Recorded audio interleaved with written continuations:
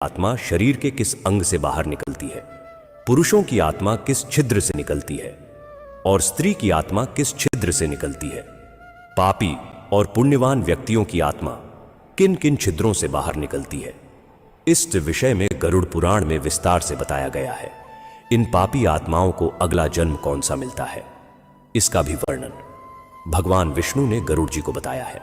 गरुड़ पुराण, अग्नि पुराण और ब्रह्म वैवर्त पुराण जैसे ग्रंथ हमें बड़े रोचक लेकिन गंभीर अंदाज में समझाते हैं कि आत्मा कैसी होती है, शरीर में कहां रहती है, मृत्यु के वक्त क्या होता है, आत्मा शरीर से कैसे निकलती है और पाप पुण्य के हिसाब से आत्मा की आगे की यात्रा कैसी होती है। तो चलिए आपको गरुड़ पुराण का संपूर्ण ज्ञान विस्तार से समझाते हैं। शास्त्रों के अनुसार आत्मा हर जीव में एक सूक्ष्म रूप में निवास करती है। यह आत्मा परमात्मा का अंश है, चेतना का, वो दिव्य कण जो हमारे पूरे शरीर को जीवन देता है। शरीर तो पंच तत्वों पृथ्वी, जल, अग्नि, वायु, आकाश से बना नाशवान पदार्थ है, लेकिन आत्मा अमर है, अविनाशी है। आत्मा का कोई रूप रंग नहीं, पर इसे एक चमकते हुए छोटे प्रकाश की तरह समझ सकते हैं। गरुड़ पुराण में तो कहा गया है कि यमदूत जब आत्मा को निकालते हैं तब वो अंगूठे के आकार की सूक्ष्म पुरुषाकृति होती है, यानी आत्मा इंसान के सूक्ष्म शरीर के रूप में होती है, बिल्कुल मानो आपके शरीर का नन्हा प्रतिरूप जो अंगूठे जितना छोटा होता है और जिसे सामान्य आंखों से नहीं देखा जा सकता। यही आत्मा हमारे होने का वास्तविक मैं है, जो ना कभी मरती है ना जलती है, बस एक शरीर से निकलकर फिर अगले गंतव्य की ओर चली जाती है। दोस्तों, मृत्यु के समय क्या होता है? जब किसी स्त्री की मृत्यु का समय आता है तो शरीर में कई बदलाव शुरू हो जाते हैं। गरुड़ पुराण में कहा गया है कि जैसे जैसे अंत निकट आता है उसके जीवनदायु प्राण डगमगाने लगते हैं, सांस उखड़ने लगती है, खांसी और बलगम से नलिकाएं अवरुद्ध हो जाती हैं और आंखें उलड़ने लगती हैं। शरीर बिल्कुल निर्जीव सा निश्चष्ट होने लगता है, मानो आत्मा की पकड़ ढीली पड़ रही हो। कई बार मरने वाले की जीभ से झाग निकलने लगता है, मुंह लार से भर जाता है और वो बेहोशी की हालत में चला जाता है। गरुड़ पुराण भयावह तुलना करता है कि प्राण निकलते समय मनुष्य को ऐसा दर्द महसूस होता है जैसे 100 बिच्छुओं ने एक साथ डंक मारा हो। सोचिए जरा कितनी तीव्र पीड़ा। मृत्यु का क्षण इतना यातनामय होता है कि वह एक पल नहीं बल्कि युगों के बराबर लंबा महसूस होने लगता है। कई पापी आत्माएं तो असह्य डर और दर्द से अपने मल मूत्र तक छोड़ देती है। शास्त्र कहते हैं यह सब पिछले कर्मों के कारण है। जिसने जीवन भर अधर्म और पाप किए हो उसके लिए मौत का स्वाद बहुत कड़वा और भयावह होता है, लेकिन जिसने धर्म पूर्वक जीवन जिया हो उसकी मृत्यु अपेक्षाकृत शांतिपूर्ण ढंग से हो सकती है। पापी के प्राण हरने कौन आता है? गरुड़ पुराण वर्णन करता है कि अंतिम क्षणों में सिर्फ मरने वाली को एक दिव्य दृश्य दिखता है। आसपास रोते परिवारजन दिखाई दे सकते हैं, पर साथ ही यमराज के दूतों का आगमन भी होने लगता है। यह यमदूत बड़े भयंकर रूप वाले होते हैं। काले डरावने चेहरे, सिर पर खड़े रोंगटे, लाल जलती आंखें, हाथों में फंदा और मूठ वाले डंडे उनके दांत भालों जैसे नोकीले हैं। लंबे नख हैं और रूप इतना भयानक कि उन्हें देखकर ही मरते हुए का हृदय दहल जाता है। गरुड़ पुराण बताता है इन यमदूतों को देखकर प्राणी भय के मारे चिल्लाने लगता है। उसका हृदय तेजी से कांपने लगता है और रोम रोम सिहर उठता है। यमदूत पापी आत्मा के पास आकर कोई नम्रता नहीं दिखाते। वे क्रोध में गरजते हुए कहते हैं, अरे पापी, चल, आज तेरा समय पूरा हुआ, तुझे हम यमराज के पास लेकर जा रहे हैं। मरने वाला अपने रोते परिवार को देखकर विलाप करता, पर यमदूत उसको जरा भी मोहलत नहीं देते। वे लोहे के फंदे से उसका गला कसकर बांध देते हैं और जबरन आत्मा को शरीर से घसीटने लगते हैं। आत्मा का बाहर निकलना बेहद दर्दनाक होता है। गरुड़ पुराण कहता है कि पापी की आत्मा को कान, नाक, आंखें आदि जिस भी छेद से घसीटना पड़े, यह दूत बलपूक खींचते हैं और उस दौरान आत्मा चिल्लाती हुई शरीर से अलग की जाती है। वह आत्मा अपने ही पुराने शरीर को अंतिम बार व्याकुल नजरों से देखती है जब यमदूत उसे दूर ले जाने लगते हैं। दोस्तों, अब जानते हैं आत्मा किस अंग या छिद्र से शरीर छोड़ती है। हमारे शरीर में कुल 9 प्रमुख द्वार या छिद्र माने गए हैं। 2 आंखें, 2 कान, 2 नथुने, 1 मुंह, ये 7 ऊपरी द्वार हुए और 2 निचले द्वार, मल द्वार, गुदा और मूत्रेंद्र जनेंद्रिय। कुछ मतों में सिर के ऊपर सहस्रार या ब्रह्मरंध्र को 10वां द्वार भी कहा गया है, पर शास्त्रों में प्राय 9 द्वार की ही बात आती है।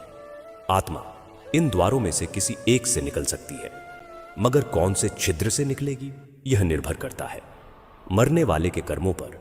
गरुड़ पुराण का मत स्पष्ट है। यदि आत्मा पुण्य आत्मा है, अच्छे कर्मों वाली है, तो वह शरीर के ऊपरी ऊर्ध्व द्वारों से प्रस्थान करेगी, और यदि पापी है तो निचले छिद्रों से पुण्यवान लोगों की आत्मा प्रायः सिर के ऊपर स्थित द्वार, ब्रह्मरंध्र या मुंह आंख नाक जैसे ऊर्ध्व छिद्रों से निकलती है। इसे शुभ संकेत माना जाता है। इसका अर्थ है आत्मा की गति ऊपर ऊर्ध्व लोकों की ओर होगी, दिव्य मार्ग देवयान से जाएगी। विशेषकर जो आध्यात्मिक साधना में पारंगत है, योगी है या परमात्मा भक्त है, उनके सहस्त्रार से आत्मा निकलकर परम लोक की ओर जाती है। माना जाता है कि यह मुक्ति का मार्ग है। इसके विपरीत पापी आत्माएं प्राण छोड़ती हैं तो निम्न द्वार से उनका जीवन निकलता है। गरुड़ पुराण कहता है कि पापी के प्राण मलमूत्र के रास्ते नीचे निकल जाते हैं। आत्मा अगर गुदा द्वार या जनेंद्रिय जैसे निचले छिद्र से निकले तो इसे अत्यंत अशुभ माना जाता है। यह दर्शाता है कि आत्मा अधोगति नीचे लोकों की ओर जा रही है। ऐसे प्राणी की आत्मा मरकर सीधे यमलोक, प्रेतलोक या नरकों की ओर जाएगी। साफ शब्दों में ऊपरी द्वार से आत्मा का निकलना पुण्य का फल है और निचले द्वार से निकलना पाप का फल।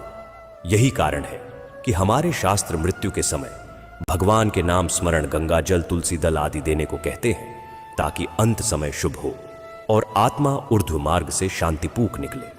अब खास तौर पर अगर स्त्री की बात करें, स्त्री की आत्मा भी यही नियम मानकर शरीर से निकलती है।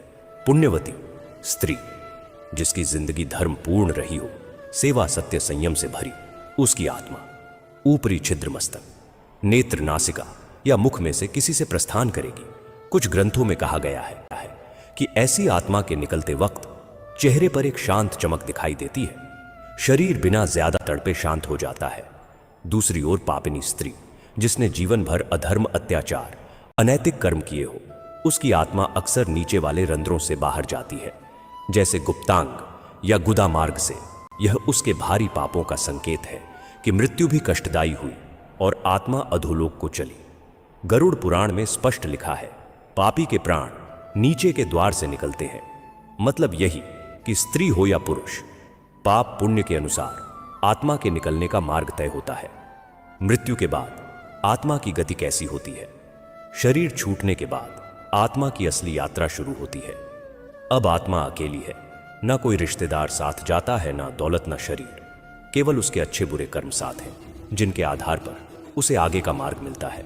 हिंदू धर्म में 2 मुख्य मार्गों का वर्णन मिलता है, देवयान देवों का मार्ग और पितयान पितरों का मार्ग। इसका मतलब सरल भाषा में जो आत्माएं आध्यात्मिक रूप से उन्नत हैं, जिनका जीवन पवित्र रहा, वे देवलोक या ईश्वर के धाम की ओर जाने वाले मार्ग पर चलती हैं, और बाकी आम आत्माएं पितृक या यमलोक जाने वाले मार्ग से गुजरती हैं, जहां उनके कर्मों का फल नरक या स्वर्ग निर्धारित होता है।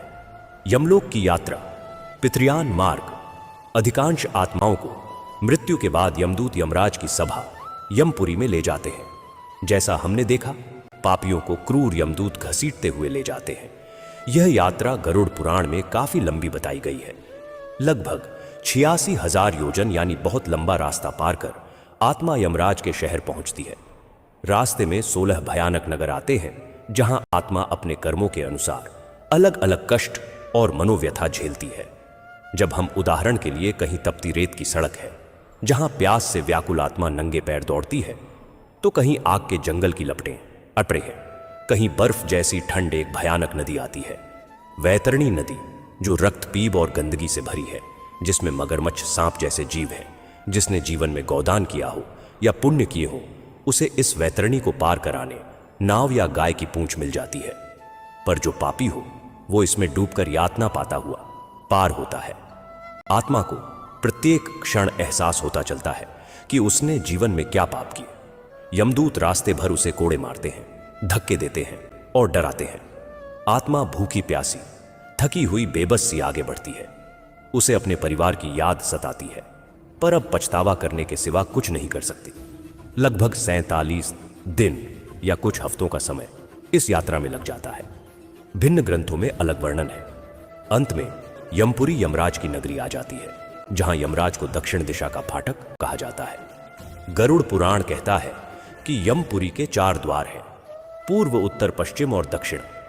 दक्षिण द्वार से वे आत्माएं लाई जाती हैं जिन्होंने जीवन भर पाप और अधर्म किए। यमराज के दरबार में पेश होने के लिए वहां चित्रगुप्त उनके कर्मों का लेखा पढ़कर सुनाते हैं और यमराज उनके दंड या पुरस्कार का फैसला करते हैं। फिर उन आत्माओं को उनके कर्म अनुसार नरक भेजा जाता है, या कुछ को थोड़े बहुत पुण्य हो तो कहीं अल्प सुख भोगने स्वर्ग में भी भेज सकते हैं। लेकिन स्वर्ग नरक का समय खत्म होने के बाद ज्यादातर आत्माओं को फिर से पृथ्वीलोक में जन्म लेना पड़ता है। यह संसार चक्र यूं ही चलता रहता है। देवयान मार्ग, ऊर्ध्वगमन। अब प्रश्न आता है कि क्या सबको यमदूत ही लेने आते हैं? नहीं, भक्ति और पुण्य के बल पर कुछ आत्माओं के लिए रास्ता थोड़ा भिन्न हो सकता है। यदि स्त्री ने अपना जीवन बड़े सत्कर्मों में लगाया, ईश्वर भक्ति की या योग साधना द्वारा आत्मोन्नति की, तो मरते समय माहौल फर्क होगा। गरुड़ पुराण कहता है कि ऐसी धन्य आत्मा की मृत्यु शांत होती है, अंतिम सांसें भी आसानी से निकलती हैं, चेहरे पर तेज होता है। आसपास परिवारजनों द्वारा राम नाम भगवान की बातें की जाती है। गंगा जल तुलसी दल दिया जाता है, जिससे उसकी आत्मा को संबल मिलता है। सबसे बड़ी बात, उस आत्मा को यमदूत जबरदस्ती घसीटने नहीं आते। उसके बदले दिव्य दूत या देवदूत आते हैं जो बड़े आदर से आत्मा को साथ लेते हैं।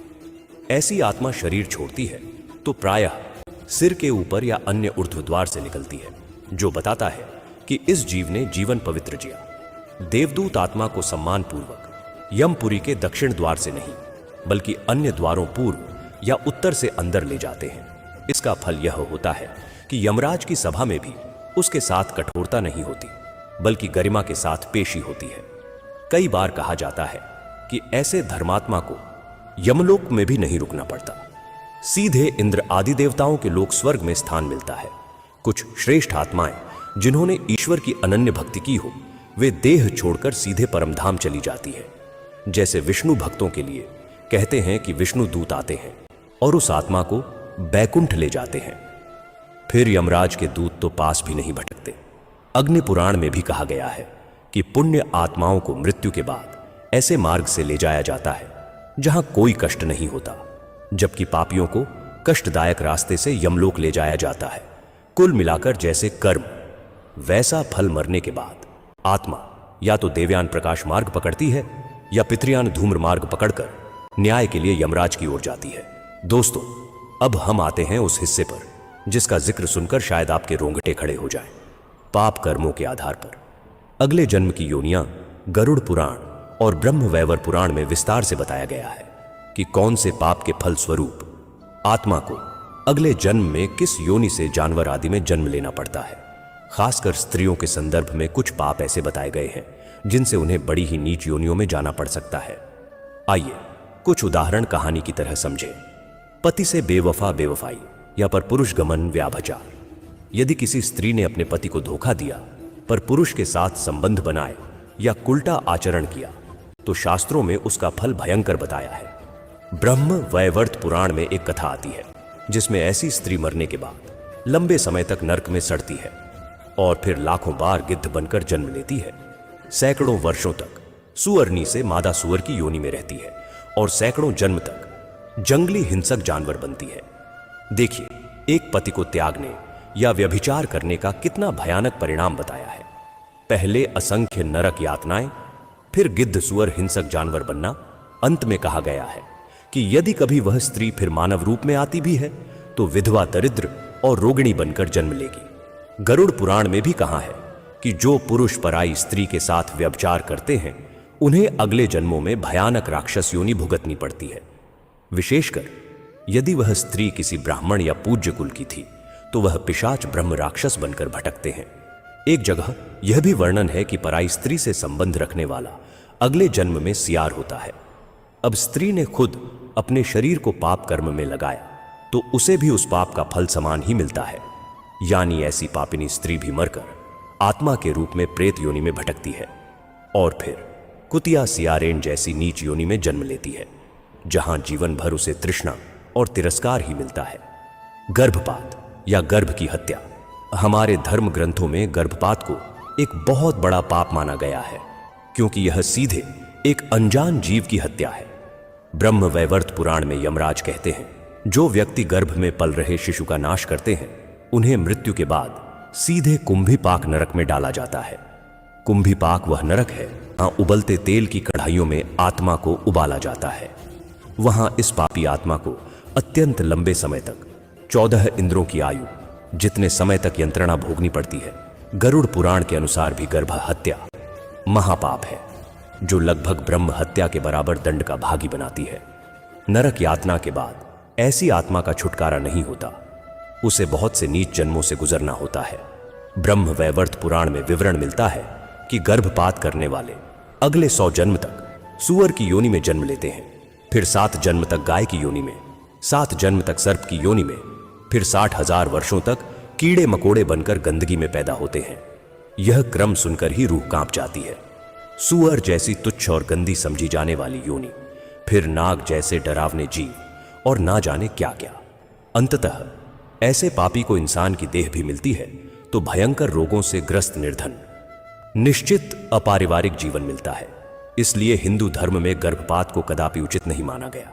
कहा गया है कि मां के गर्भ में बच्चे की हत्या सीधे घोर नरक का द्वार खोलती है। चोरी और छल कपट।